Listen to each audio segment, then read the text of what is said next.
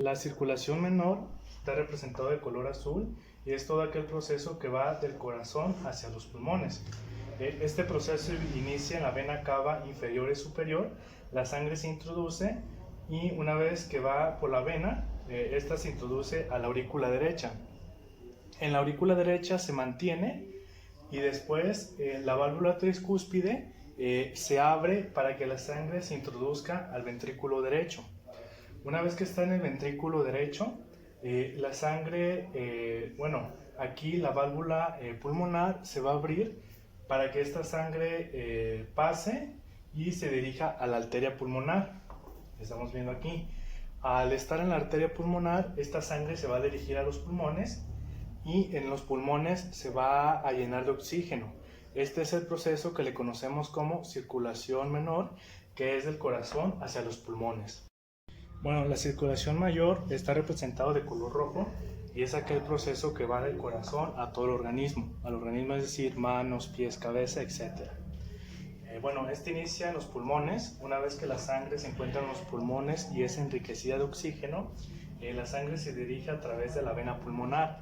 Una vez que se dirige a la vena pulmonar, se dirige a la aurícula izquierda. Aquí en la aurícula izquierda va a pasar a través de la válvula mitral. Esta se va a abrir para que la sangre se dirija al ventrículo izquierdo. Una vez que se encuentra en el ventrículo izquierdo, aquí se va a generar una contracción. Al generarse la contracción, la sangre se va a dirigir hacia lo que es la válvula aórtica. De la válvula aórtica se va a dirigir la sangre al callado aórtico. Y del callado aórtico se va a dirigir a la aorta ascendente. Una vez que se encuentra en la aorta ascendente, la sangre va a seguir su camino y se va a dirigir a los lechos capilares. Una vez que se encuentran los lechos capilares, la sangre se va a distribuir a todo el organismo, a todo el cuerpo, y que es pues pies, cabezas, manos. Y bueno, estos procesos de circulación mayor y menor ocurren cada segundo y están ocurriendo constantemente durante todo el tiempo.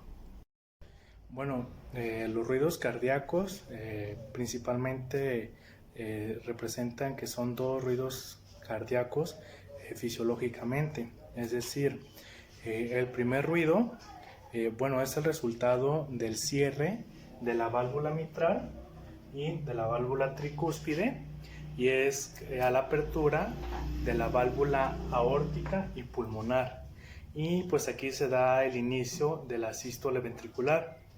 Y en el segundo ruido, esto es gracias al cierre de la válvula aórtica y pulmonar y a la apertura de la válvula mitral y tricúspide, y pues aquí se da el inicio de la diástole ventricular.